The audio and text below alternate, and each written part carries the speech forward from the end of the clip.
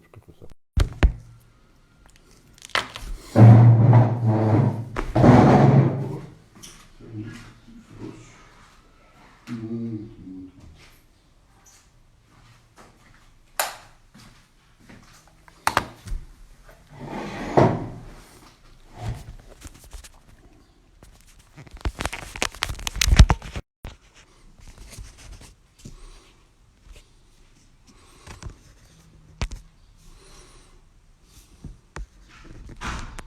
Olá a todos, boa tarde Brasil, buenas tardes Espanha.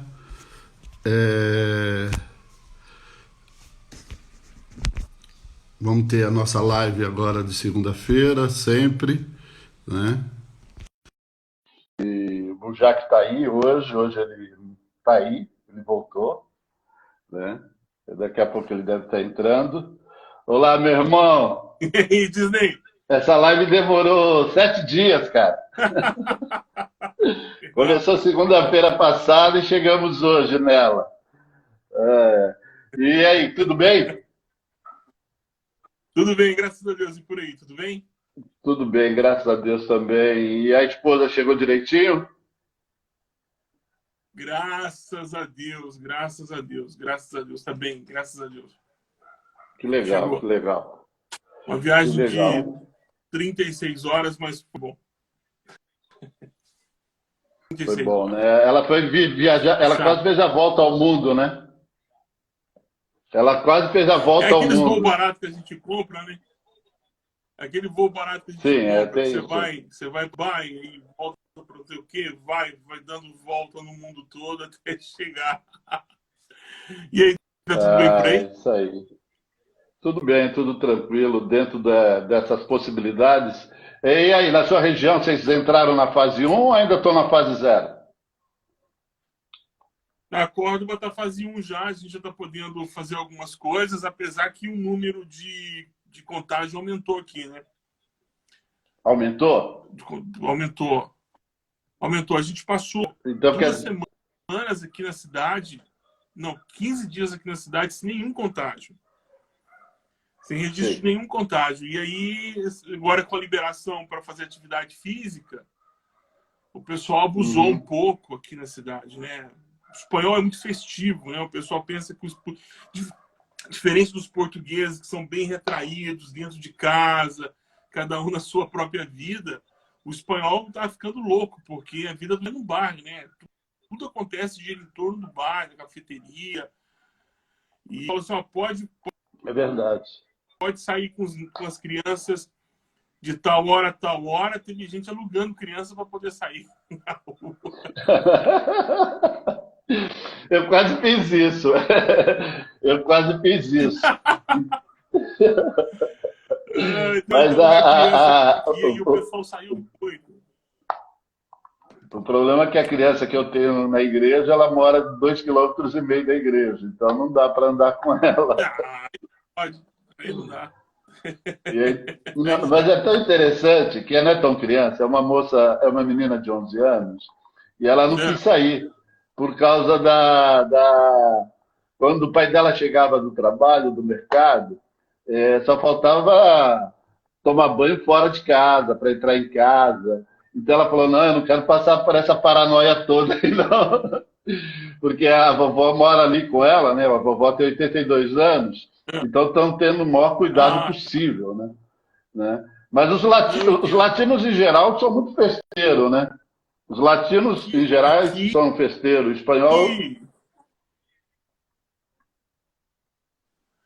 o espanhol aqui, pelo menos na região daqui, eu pego muito na rua. Eu moro numa rua que não é uma rua de escadas. Né? sim. E, Uhum, e, e o pessoal põe a cadeira do lado de fora, toda casa tem uma solteira, né? Tem um lugar onde o pessoal fica em cima. Já uhum, começou a esquentar um pouquinho, então o pessoal já quer ficar em casa, né? Quer ficar fora de casa um pouco, né? Ninguém quer ficar com o ar-condicionado ligado e tal. Agora há pouco aqui, uhum, os vizinhos estavam conversando aqui na porta e o andaluz, ele é muito expressivo, né? Ele conversa uhum, muito alto, ele conversa com as sim. mãos, ele conversa muito forte, às vezes você não sabe se ele está conversando com você, se ele está brigando, ou se ele só está cantando. A gente não sabe. O espanhol é festeiro, o andaluz é mais festeiro ainda. Né? Não, O andaluz aqui quase é o toda italiano da semana tem dia Espanha. festivo. Aqui quase todo dia tem um dia festivo. Quando não tem um feriado aqui, o pessoal inventa. Tem muito feriado, Isso aí, meu muito irmão. feriado, muito feriado. Isso aí, isso aí. Eu imaginava que o Brasil tinha mais feriado que aqui. Aqui tem feriado de tudo, né? Aqui eu nunca vi tanto feriado na minha vida. Né? Tem muito, E, muito. eu não sei se você viu no Facebook as pessoas que estão como a gente, assim, né, no lockdown, estão perguntando depois quando eles iam recuperar os feriados, né? Eu não sei, é uma piada, evidente, né? Os caras já não estão fazendo nada e querem recuperar o feriado.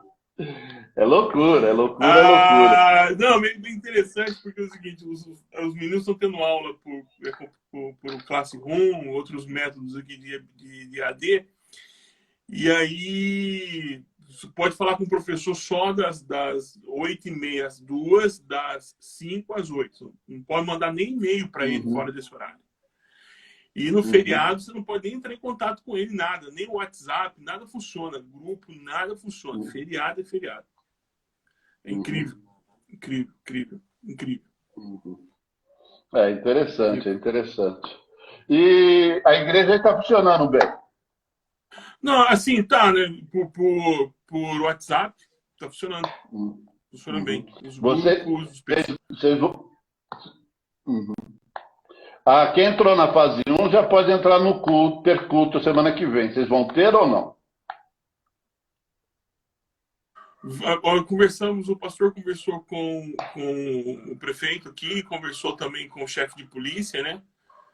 Autorizaram desde que mantenha uma distância. Então a igreja tem 150 lugares, mais umas 40 cadeiras avulsas. Então eu acho que eles vão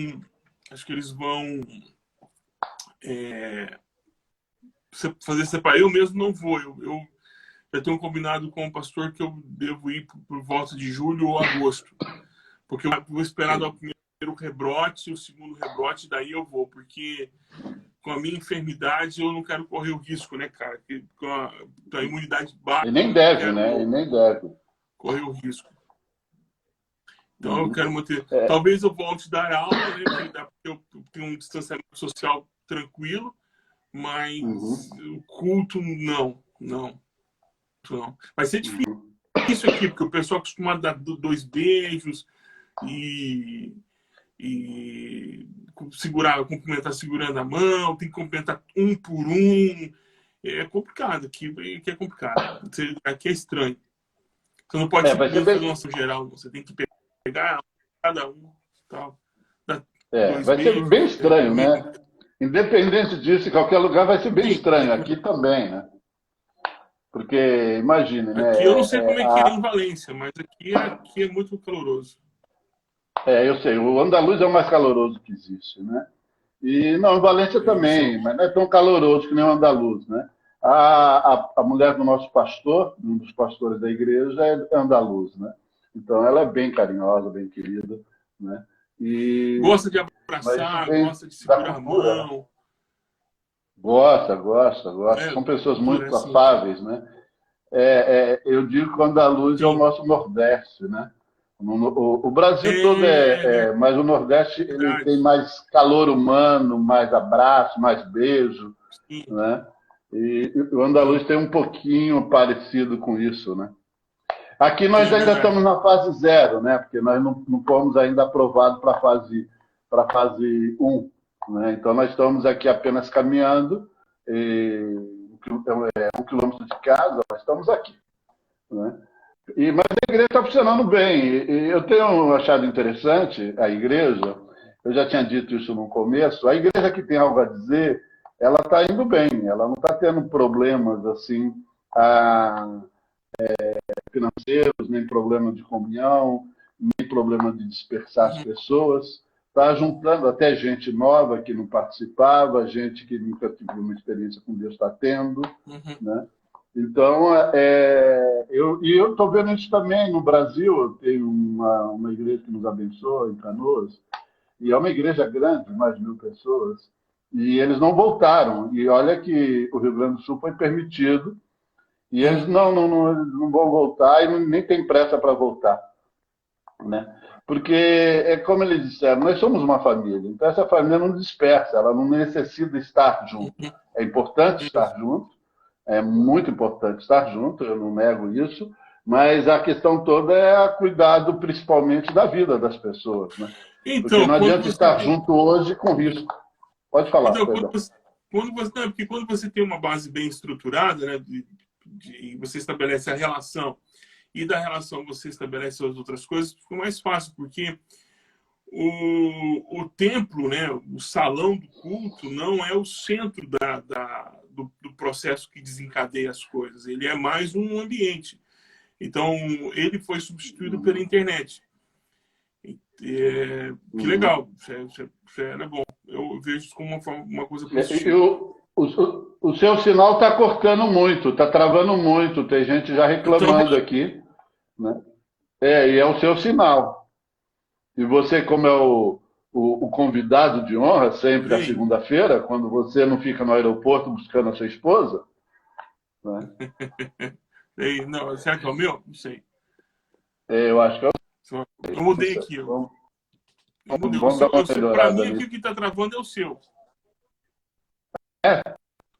O meu está O que bem, está o seu que travando está aqui é o seu para travando. mim. É estranho, né? A gente vai vivendo e aprendendo, Que né? estranho. Né? Mas uma coisa, como você vê hoje a situação no Brasil hoje? Você acha que mudou alguma coisa de 15 dias para aqui ou só aumentou o número de mortes ou as loucuras aumentaram? Não, desculpa, eu não ouvi sua pergunta, perdão. Nesses 15 dias que nós não falamos, né, que essa live demorou uma semana, Hum. como você vê as coisas no Brasil? As coisas mudaram ou só aumentou a loucura e o número de mortes e o número de infectados? Então, isso é complicado, porque os indicadores dizem o seguinte: ainda bem que tomou algum tipo de decisão, então os números não ficaram como se esperava. Mas, contudo, porém, todavia, entretanto, ainda creio que tem muito. Poderia ser menos, porque nós temos o registro de óbitos no Brasil precisa ser analisado com detalhes, né? Porque tem gente morrendo de insuficiência respiratória no Brasil, nunca se viu em época nenhuma do mundo, do Brasil, o registro de óbito. O fato é que tem gente morrendo e morrendo a ufa. E tem gente achando que não é o Covid. E tem gente achando que devia ter o lockdown, que o comércio devia correr de forma normal. O que as pessoas não entendem é que esse modelo foi tentado aqui na Europa. Esse modelo de não tentar fechar foi tentado aqui na Europa. Ou acha que não? O prefeito de Milão tentou, ele fez as contas. Eu fecho o comércio, eu fecho a cidade. Os caras fizeram as contas. O governo italiano tem déficit econômico fortíssimo. Praticamente ele não tem autonomia econômica, autonomia monetária nem econômica nenhuma no país. Quem manda neles é a Alemanha e a União Europeia. Uhum. Da mesma forma, Portugal e Espanha, Grécia também, que são a zona leste da Europa. Quer dizer, são o grupo mais frágil economicamente. Então, os caras tentaram, falaram, vamos manter o comércio, porque os caras tentaram manter a economia funcionando, só que eles viram que isso é uma bomba relógio, porque o sistema de saúde não comporta a quantidade de pessoas que eles achavam. E aí eu vejo entrevistas como o ex-ministro Osmar Terra, dando uma entrevista na Globo News, e vejo o cara falando não da Suécia. A Suécia está morrendo gente a ufa aí, o cara não lê notícia, não é possível. A Suécia não tentou lockdown. Diferente da Suíça, por exemplo, que tentou sim, porque a Suíça está bem perto do norte da Itália, que é a região onde mais afetou, onde teve o maior número de mortes na Itália. Os caras ficaram espertos. Eles falaram, não, vamos fazer o lockdown. E aí todo mundo se afastou por um tempo. Por quê? Porque esse vírus, ele é violento, mas ele também tem um tempo de contágio muito rápido. E tem um tempo de manifestação rápido. Então, em 21 dias, a gente assiste a desgraça. E agora, o reflexo que a gente está tendo agora é o reflexo do feriadão que nós tivemos aí de Tiradentes, né, no Brasil. Eu lamento, porque já são 11 mil mortes e a questão vai se tornando mais exponencial. E está chegando perto da uma guerra gente, de né? narrativas, né? A minha sobrinha, a sobrinha da minha esposa, que a minha sobrinha tem Covid-19, a mãe dela foi internada hoje, né? Então, quer dizer, ontem, né? Ela foi internada ontem. Então, é uma loucura. Essa questão da Suécia eu não sei se o povo é mal informado ou não quer saber a verdade. Para defender sua tese, vai com minhas verdades. Minhas verdades é pior que a mentira. Eu estive na Suécia e estive na Noruega. São países ligados, com um número mais ou menos de habitantes iguais. Um fez lockdown, outro não. Né? A morte na Suécia é quase 3 mil e na Noruega é menos de 300. Né? Quanto vale uma pessoa? Né? E eu acho que o pessoal não está entendendo isso, não está compreendendo que a questão toda era legal estar na rua, todo mundo está na rua, tudo bem, mas se você acabar com o sistema de saúde, você vai ter um problema econômico muito maior do que aplicando lockdown. O problema vai ser muito maior, muito mais grave. Então, mas a questão é que nós tomamos duas narrativas, né? A saúde ou a economia, mas não são duas narrativas. Não existe, não tem como. Não são duas narrativas. Por exemplo, suponhamos, você vai sair com a sua família para um shopping center para provar que sua narrativa está certa? Não, ninguém vai. Mesmo que tivesse tudo liberado, você vai com medo de sofrer algum tipo de contágio. Não vai, já está. E assim, nós estamos falando, por exemplo, eu estou há 60 dias sem sair de casa. Não, 60 dias sem sair de casa não, porque terça-feira passada eu tive que ir ao hospital para fazer a revisão. E fica numa outra cidade. Mas eu entrei, desci aqui a escada que dá acesso à rua, entrei dentro do carro, fui até o hospital, do hospital passei. Infelizmente, tive que passar no supermercado, mas assim, sem contato com ninguém. O Carrefour daqui, por exemplo, você entra de conta-gotas, entra 5 pessoas para um supermercado que cabe 70 pessoas tranquilamente dentro de 70, muito mais de 70. Muita gente, aí foram entrando de 5 em 5 pessoas, para você não ter contato com as pessoas, lavar com álcool em gel, aí depois eu tive que calçar a luva e entrar, não posso tocar em nada, algumas áreas do supermercado fechado. Tudo isso porque os caras estão levando a sério, porque é muito perigoso. É muito perigoso. Aí, o município onde eu moro, morreram só 4 pessoas. Tiveram 46 infectados. Quer dizer, mas a taxa de letalidade aqui é de 10%. Na Espanha toda está girando em torno de 11%. Aqui está em torno de 10%. Então, eu não quero ser um índice, eu não quero fazer parte desse índice, entende? Então, a gente tem que tomar muito cuidado com isso. E são duas narrativas. Duas narrativas. E não são uma discussão de duas narrativas. Há pouco agora a Atualização pelo Evangelho solta uma nota que não sei porquê, dizendo para não dar muito crédito para a ciência e também não dar muito crédito para os noticiários. Como é isso? Como é isso? A gente tá, esse pessoal tá louco. O que nós mais precisamos agora é de ciência. Verdade. Nós estamos na mão de Deus. Nós estamos na mão de Deus e Deus levanta o cientista para nos ajudar, como os médicos em geral, né? E é interessante isso, é um absurdo. Claro. Né? Eu não consigo entender como o cara pode discernir. Né? Uma pessoa que morre, no Brasil estava disputando se era o CPF ou o CNPJ que ia fechar. Bom, né? Vamos ser sinceros, nós já temos um caso de 11 mil, que poderia ser muito mais, né? Muito mais. Né? E querendo ou não, lá a gente não teve lockdown, como teve em alguns lugares.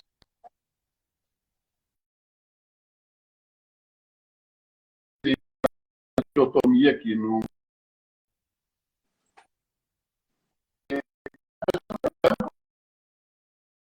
Nisso, malucos, literalmente, hoje no Facebook, né? Até o Twitter, que não tinha tantos cientistas malucos, agora tem um monte de cientista maluco também, né? Não, Jornalistas tem um malucos, monte né? de gente. Não, porque os caras eles precisam defender uma tese. A tese que eles estão defendendo é de que a economia vai degringolar. Mas que economia? Que Uhum. economia? Os Estados Unidos estava com superávit de emprego aí acontecendo, gerando Great America Again, estava subindo o número de empregos, já estão lá com, não sei, 20 milhões de desempregados. Não tem, assim, não tem economia forte ou fraca que resista a uma pandemia. A gente tem que passar por isso, esperar e seguir. Uhum. Entende? Seguir. É uma questão de tempo. Vai recuperar? Não sei se vai recuperar. Talvez não recupere nunca mais, mas paciência. Paciência. Eu João.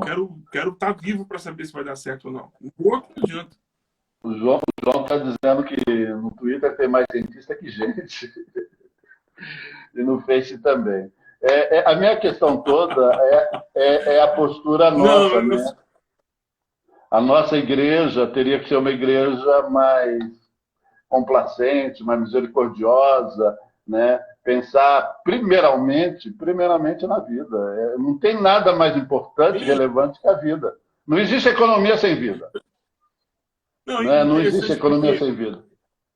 na perspectiva cristã, né, a questão do aborto, por exemplo, é manter o feto vivo, mas depois que o feto nasce, eles não querem nem saber o que vai acontecer. Se dane. Tá, É Deus dará. absurdo, né? É Ah, maior briga que a ó, questão do aborto entre nós e os católicos também. E nós temos quantas crianças nas creches? não, é Quantas isso. crianças abandonadas? Quantas crianças, Nós somos, né? É uma nós somos loucura. nós somos o povo da incoerência. E o povo atrasado, né? A gente sempre vê as coisas depois, a gente não alcança. Eu Sim, estava conversando já sim. antes da pandemia, a igreja parece sempre estar 20 anos atrás, né? A igreja teria que Sim. ser da vanguarda, a igreja não é da vanguarda, né? Não. E nós temos pessoas de vanguarda no nosso. Nós Sim. temos, por exemplo, cientistas, nós temos artistas, nós temos pensadores, mas Uhum. não sei o que acontece, se sublima. Eu, às vezes, fico pensando o que faz com que uma pessoa que tem doutorado, que tem um doutorado no Brasil, tem um doutorado fora, assinar uma carta dizendo não endeusar a ciência. Ninguém está endeusando a ciência, é uma ferramenta. Então, você vê que por detrás de um discurso de vamos orar pelo Brasil, tem um discurso enviesado de uma ideologia enviesada por trás. Vamos orar pelo Brasil, desde que orar pelo Brasil signifique orar pelo que a gente quer que aconteça com o Brasil. Então, é um discurso muito enviesado. E sempre com um fantasma que parece um fantasma desde a década de, sei lá, desde a Guerra Fria, o fantasma do comunismo. Um comunismo que, se juntar Eu todos os acho comunistas do Brasil, não dá um combo. não cabe na Kombi. Eu acho que o último comunista do Brasil foi Luiz Carlos Prestes. Comunista real, verdadeiro, foi Luiz Carlos Prestes. E eu lá tenho minhas dúvidas. Você Eu tem tenho minhas dúvida. dúvidas se realmente ele foi.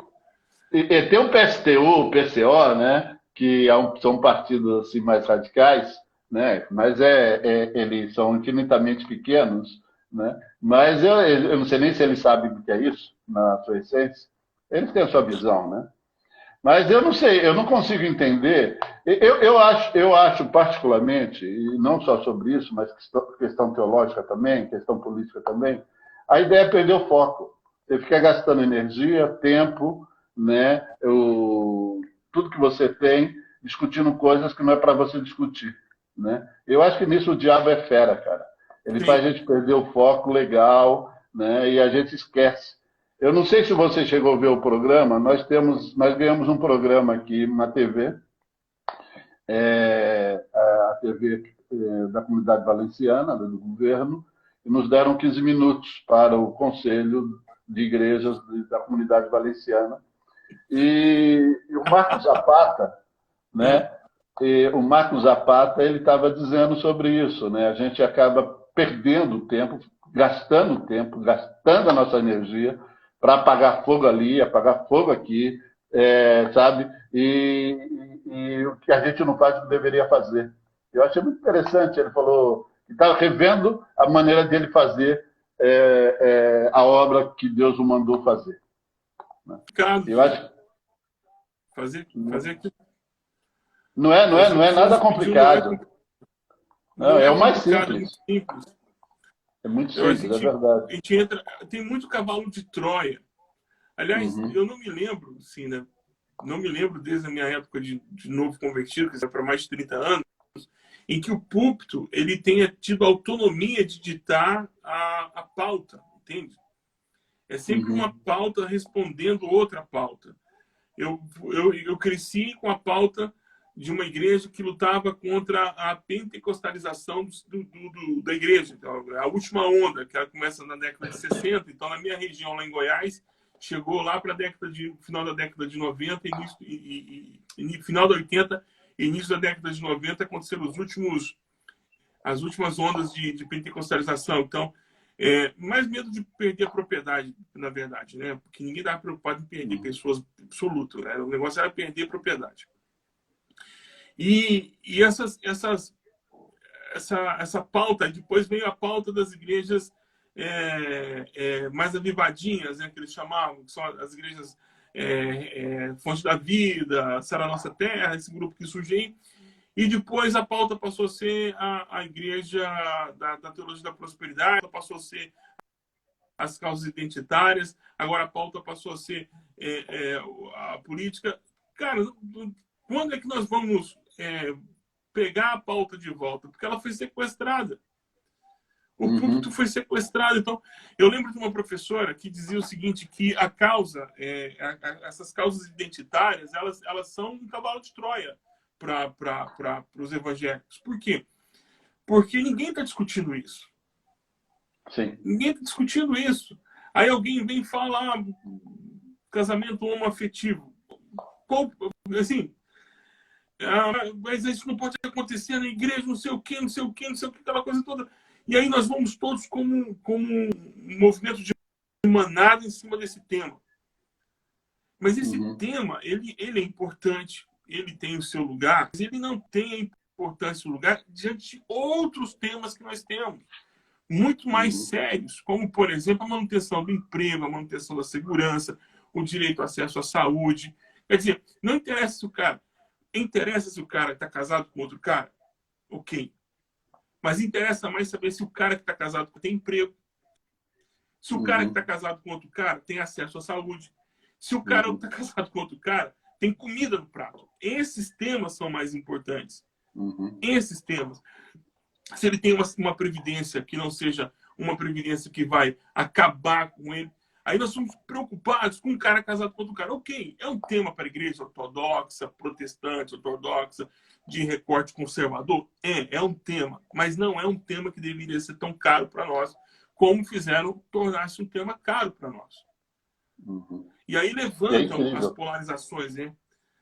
Levanta as polarizações. São temas domésticos, não são temas que estão em discussão. Porque aí, o que acontece? Eu vou ter que corrigir algumas coisas aqui, depois eu vou levar a pau. Por exemplo, quando você tem a discussão Nós sobre estamos longe. a violência, a questão da violência, ok. A questão do tema da violência é um tópico importante. Violência contra o negro, contra a mulher, a violência contra a comunidade LGBT, a violência contra a criança. É um tópico.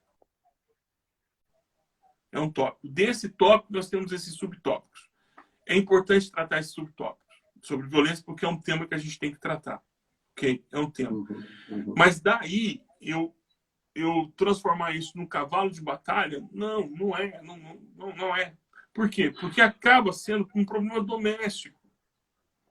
Por que Sim. acaba sendo um problema doméstico? Porque você vai tratar com uma configuração homoafetiva é na comunidade local. Uhum, É a comunidade local que vai ter que dar a resposta. Essa resposta essa resposta ela não vem das pessoas que estão... É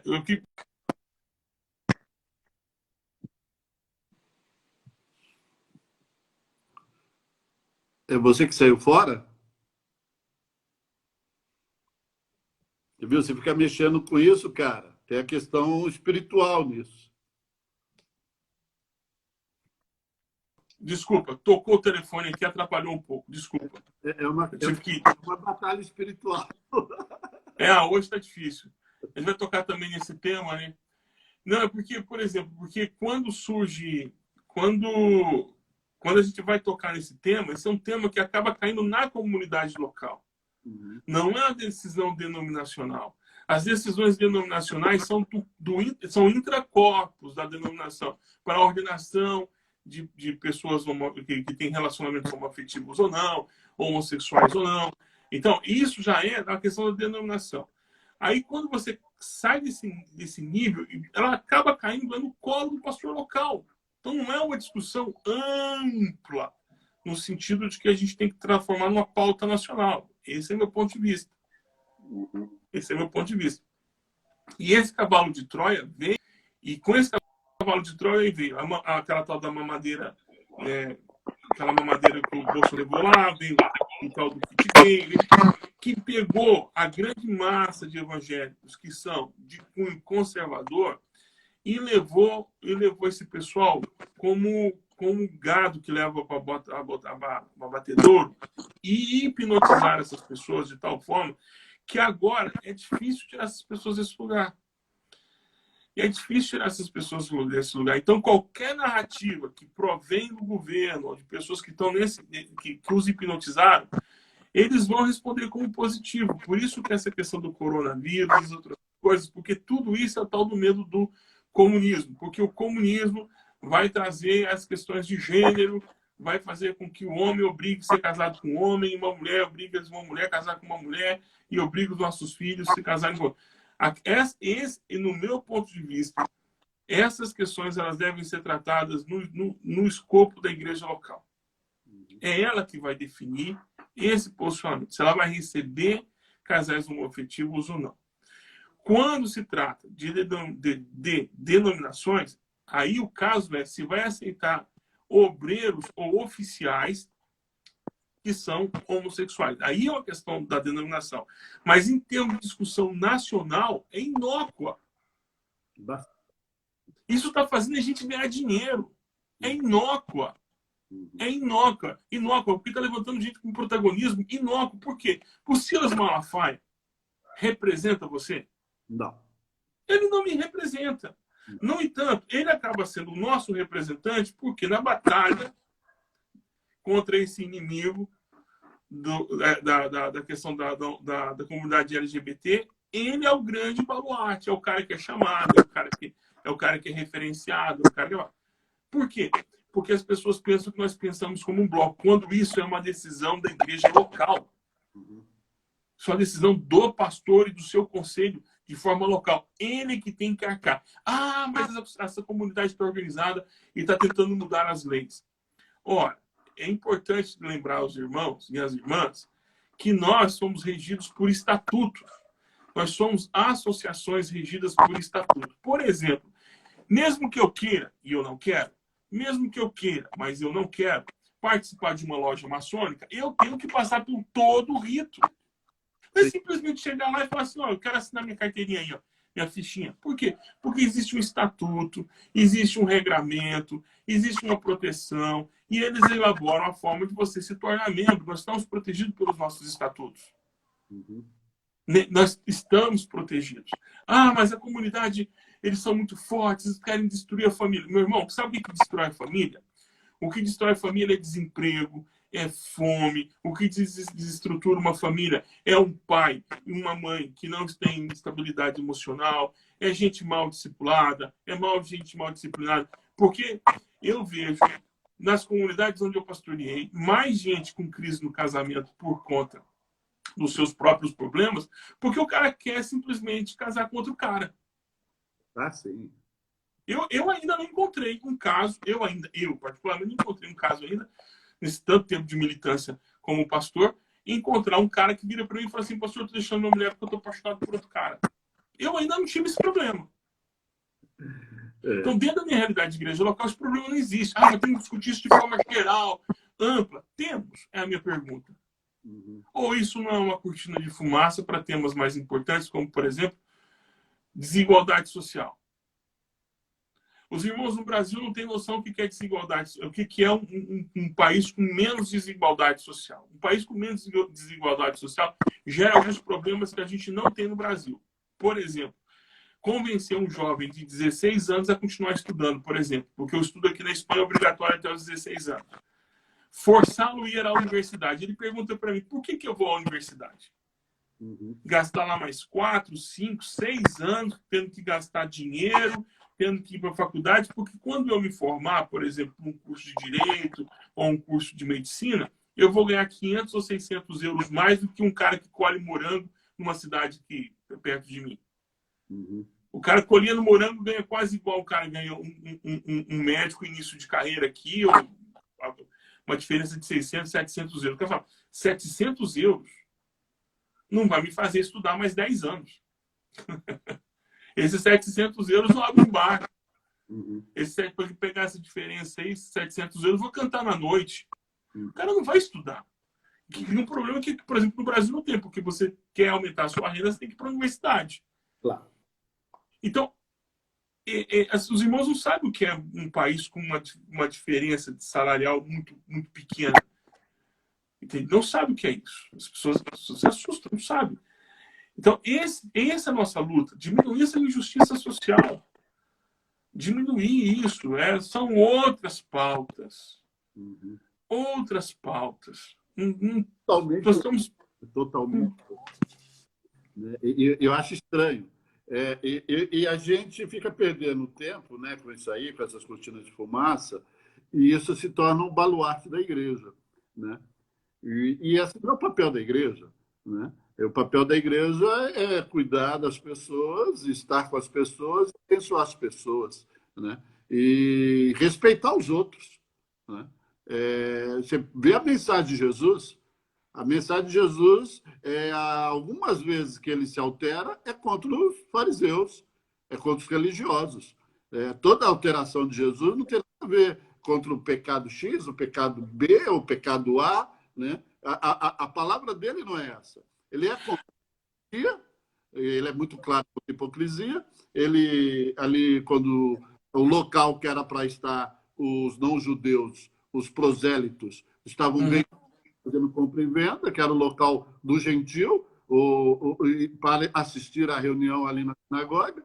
Ele se altera, porque transformaram ali no lugar de compra e venda, o mercado, né? E não era proibido ter o mercado, porque tinha a questão do sacrifício. O local do mercado que estava errado, a maneira de fazer estava errada. Sim, sim, sim. Nós nos apegamos a temas, nós caímos numa cilada. Essa é uma armadilha. É uma verdade enorme. Temos outros assuntos, nós perdemos o fio da meada. Estamos atrasados. Eu lembro quando eu era garoto, o nosso final de semana era evangelismo. O nosso final de semana era bater em porta, conversar com as pessoas. Nós estávamos na época do explosivo, evangelismo explosivo, envolvendo algumas ferramentas. Hoje não é. Hoje a igreja está cheia, né? E estranha, né? Está cheia e estranha, né? Muito estranho. E eu vejo gente brigando para ter culto, brigando porque a igreja é relevante. A igreja é relevante independente do local. O local não faz ela ser relevante, né? Ela é relevante, por isso tem que ter um local, né? Então, o local de culto é interessante como a coisa é tão centrada no local de culto, né? Por exemplo, não sei como é que é em Valência, mas a experiência de Madrid, a experiência que eu tive aqui, eu estou tendo aqui em Córdoba, é que as igrejas estão em centros onde você pode fazer barulho, onde você pode estacionar carros, primeiro porque é mais barato, e segundo você tem menos incidência de denúncias por conta de barulho, carro estacionado no lugar errado. Então, até é mais barato você ter a igreja em polígonos industriais, né? O que ocorre, por exemplo, em Madrid, o que ocorre em outros lugares. A igreja que nós frequentamos aqui, ela fica num polígono industrial. Ou seja, no final de semana não tem uma viva alma. Só a gente por lá. Então, nós não temos relevância nenhuma, porque quando o polígono está vivo, nós estamos fechados. Quando o polígono vai dormir, nós estamos acordados. Então, a gente não se encontra. Então, não é ali. O templo não é o ponto de relevância. O nosso ponto de relevância é o contato com as pessoas. Sim. E é isso que é relevância, né? Não é o templo aberto. Aqui é assim também. A igreja que eu sou pastor é 300 metros da minha casa, é na cidade. Mas a igreja que é a nossa mãe está no polígono, né? E por estarmos aqui na cidade, nós já tivemos 3 vezes reclamações, né? Entende? Então, nós temos um culto de manhã de brasileiro, e brasileiro é muito mais barulhento, não sei porque brasileiro pentecostal são barulhentos. É pior que a torcida do Corinthians e Flamengo juntos. Ô, Glória! Eu não tive essa discussão que você teve aí na história. E à noite nós temos um grupo de estrangeiros e alguns espanhóis, né? Então, mas mesmo assim, você estando num local aqui, e a polícia vem, a polícia já vem, tá? Não tem conversa. Não, nenhuma. Não tem conversa. E ainda bem que nesse dia eu estava pregando, né? E eu estava pregando no culto dos brasileiros, e eu fui conversar, né? E eu me coloquei à disposição dos vizinhos, né? Que nós é um prédio em cima, e falei, não, pode me chamar que eu venho aqui, eu vou tirar esse barulho, né? Mas é uma questão essa aí, né? A igreja na Europa, ela é no polígono, como você disse, por essa questão, né? Do estacionamento e também da questão da acústica, né? Da questão do som. Para proteger, até para que fique um pouco mais para que não haja a questão das denúncias, porque a denúncia aqui é caro, né? As denúncias que você paga com euro, né? Você tem uma denúncia, pode tirar o seu equipamento, pode fechar o seu prédio, então... Aí o crente vai dizer que é perseguição. Não é perseguição, funciona aqui assim. Não, mas funciona assim. Tem que respeitar o outro. Eu acho que é uma questão de princípio. Sim. Essa questão associando o Brasil com aqui, né? Por que temos que estar junto se é um momento de crise, se é um momento de pandemia, né? Por que eu tenho que fazer barulho que vai incomodar meu vizinho que não é crente? Eles não vão crer por causa disso. Eles não vão crer por causa que eu estou falando em línguas, nem porque eu estou pregando alto, nem pelas minhas orações altas. Eles vão crer pela minha atitude com ele, a minha relação com ele, a minha vida com ele. Eles vão ver em mim Cristo, né? Eles vão ver em mim Cristo. E uma das coisas que eu amo na Bíblia é quando Natanael e Filipe estão conversando e Natanael fala, pode ver alguma coisa boa lá de Nazaré? E Filipe, ele não briga, ele não contesta, ele diz, vem e vê. Eu acho que o nosso local, ser que nem Atos 2 e 4, as pessoas verem, ali é o melhor ambiente, é legal, vem ver. É uma resposta, né? Um abraço. Vem ver. Né? É isso, vem ver. Vem ver. Vem ver. O que a gente tem a mostrar? Eu fui pastor em Timbó, 12 anos, né? E eu não tinha placa. E o pessoal perguntou, sempre batista ali, tudo, por que você colocou placa? Eu falei, as pessoas têm que conhecer a igreja pelas ações de vocês. Eu não preciso de uma placa. E olha que eu tinha um prédio que era um prédio que nós fizemos como igreja, né? Depois construímos uma escola junto, porque entendemos que ter 525 metros de construção para ser usado 2 vezes por semana, 3 horas por semana, não tinha um porquê. E hoje nós temos uma escola que já tem 20 anos, né? Teve um monte de conflito, um monte de problema com a escola, mas a bênção e o que autenticou a igreja foi a ação dessas crianças que estudaram conosco. Crianças de 4, 5 anos que não eram da comunidade, mas viram o testemunho das professoras e deram esse testemunho na sua casa, né? E é interessante hoje que essas pessoas hoje já têm 20 anos, 25 anos, né? Isso vai passando, a gente vai vendo que a gente vai envelhecendo. Mas, então, o testemunho da igreja foi isso. Aí eu saio dali para vir para cá, aí tem um rapaz que nunca foi na igreja, né? Ele comprava e vendia carro, o Vitor, o nome dele, Ele falou, não, pastor, a igreja de vocês é da vanguarda. Vocês estão acima, na frente. E você nem sabe que está dando esse testemunho. Porque você não alcança todo o testemunho que você dá. Né? Não há feedback em todos. Né? Não. Surpreendi, porque eu comprei carro com ele, negociei com ele, mas ele nunca esteve na igreja comigo. Mas eles estavam vendo o que estava acontecendo. Isso é importante, o testemunho é muito importante, né? Não, isso é muito, muito importante. Por isso que eu acredito verdadeiramente, né, a igreja ela teria que ser a esperança nesse momento, ela teria que ser a porta da relevância nesse momento. Não da confusão, não da briga, não da contenda, mas a gente sempre, como você disse, está discutindo alguma coisa. Discutindo a bateria, é a coisa mais idiota. Né? Sim. Um amigo meu, que era da Assembleia de Deus, de 1930, ele falou que quando colocou geladeira em casa, o problema era a geladeira. A geladeira, por causa que era vaidade, alguma coisa assim. Então, nós andamos atrasado nessas coisas, porque a gente está pensando que não é para focar. A gente tem sempre um espírito de queimar as bruxas, né? Sempre, sempre. A gente queimar as bruxas. E as bruxas, né? É a questão toda que nós criamos elas, né? Não, e que bruxas, né? Porque, por exemplo, tem bruxas que a gente não quer queimar. Não. Né? Tem bruxas que a gente quer juntar, né? Tem muita bruxa que o pessoal não quer queimar, não. Quer ficar com ela como coleção. Eu lembro de um pastor que batia violentamente contra a teologia da prosperidade, mas ele tinha um salário de uma multinacional. Sim. Entende? E o pastor auxiliar dele ganhava 4 vezes menos do que ele. E trabalhava tanto quanto, porque ele que fazia o trabalho sujo, né, do pastor auxiliar. Quando eu falo trabalho sujo, falo entre aspas, né, gente? Fazer o serviço que o pastor auxiliar muitas vezes tem preguiça, o pastor presidente tem preguiça de fazer, que é visitar pobre, doente, ir para funeral de gente pobre, entendo, da comunidade. Funeral de bacana, não, é o principal que vai. Então, e ele era um desses caras que tinha sempre pneu novo, seguro pago, carro por conta da igreja, combustível e os pastores auxiliares fazendo o trabalho mais pesado, ganhando 4 ou 5 vezes menos do que ele.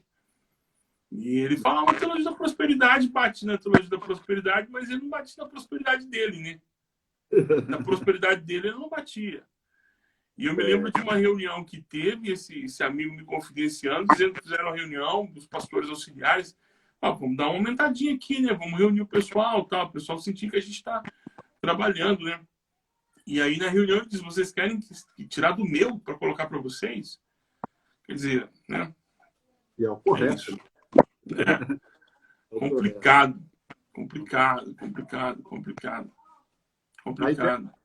A ideia nossa dessas nossas lives não tem tema, né? Alguém até pergunta por que não tem tema, é livre. A pessoa está perguntando aqui.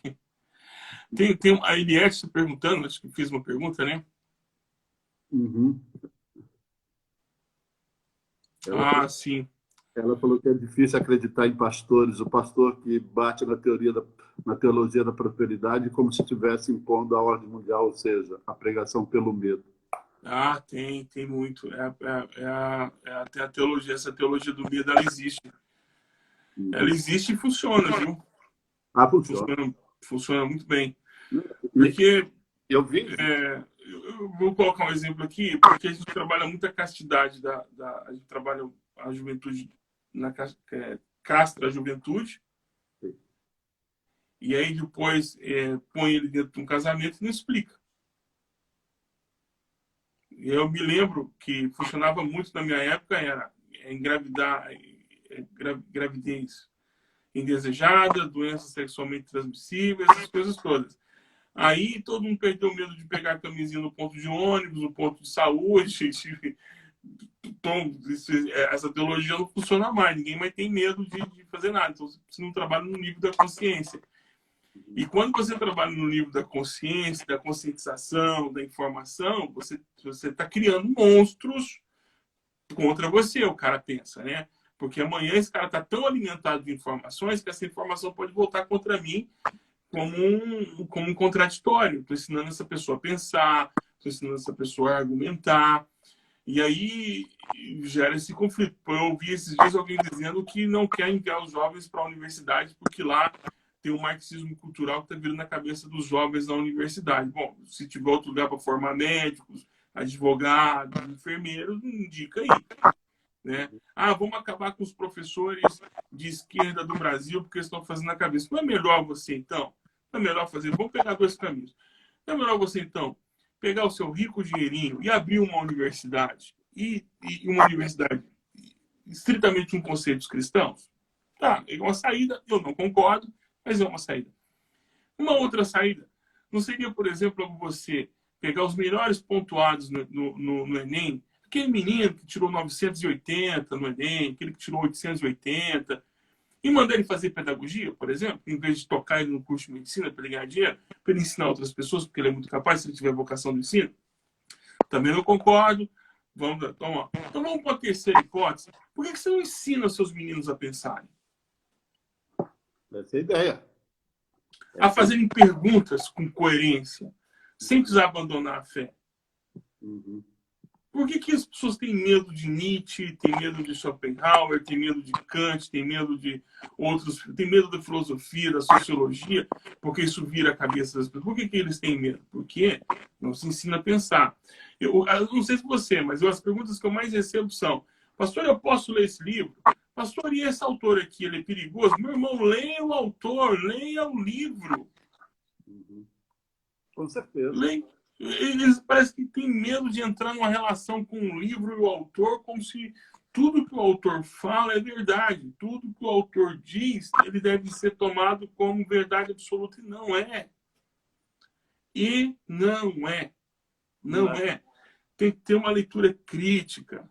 Tem que ter uma leitura que o Paulo ensina. Tem uma leitura crítica, inclusive, dos apóstolos. Se vier um anjo aqui e começar a pregar uma coisa que não está de acordo com o evangelho, anátema.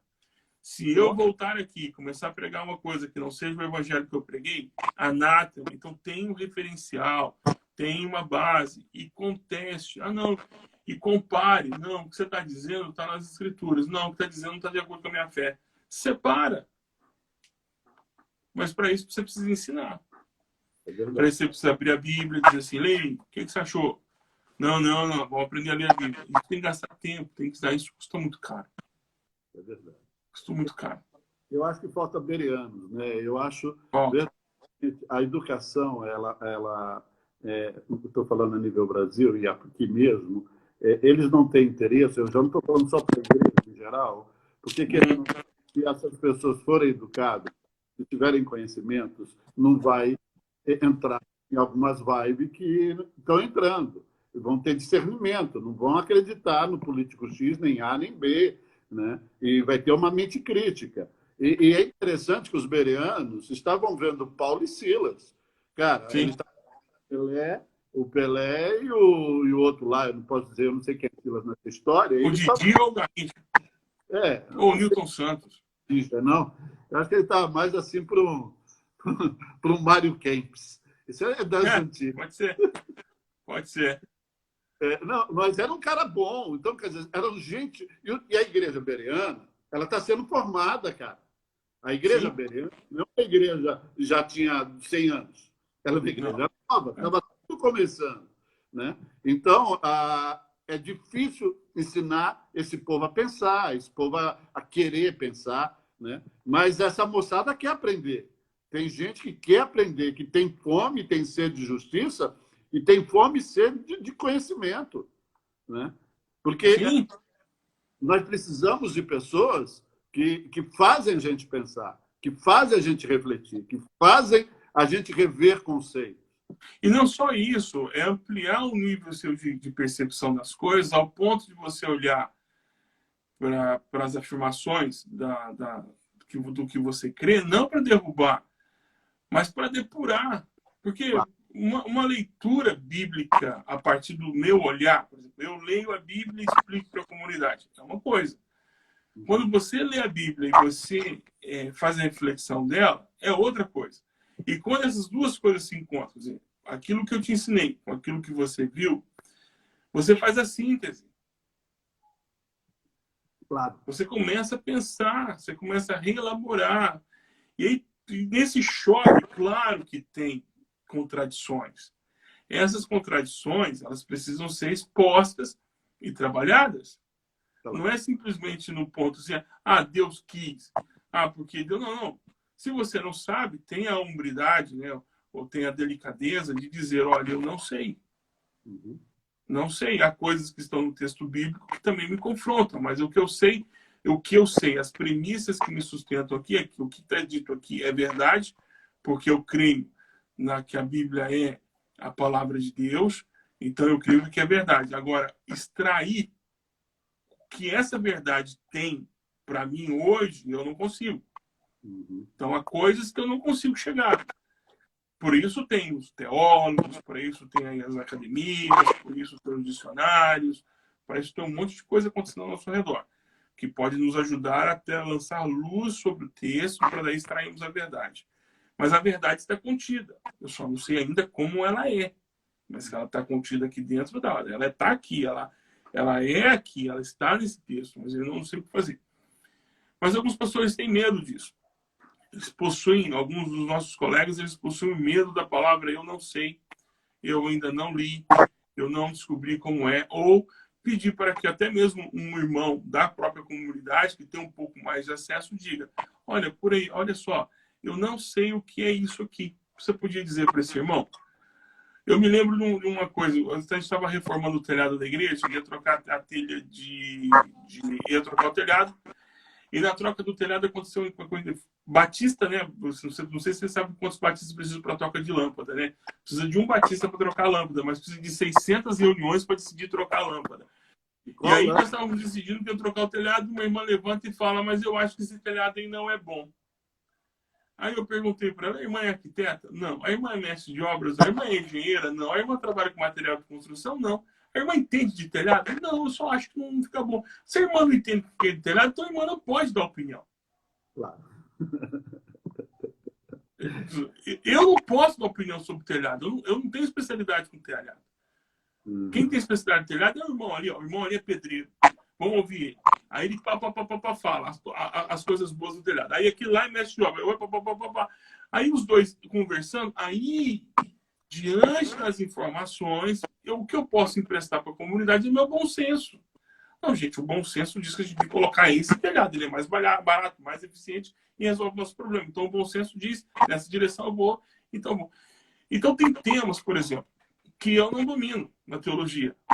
E por que eu tenho que dominar todos os temas? Por que o pastor tem que dominar todos os temas?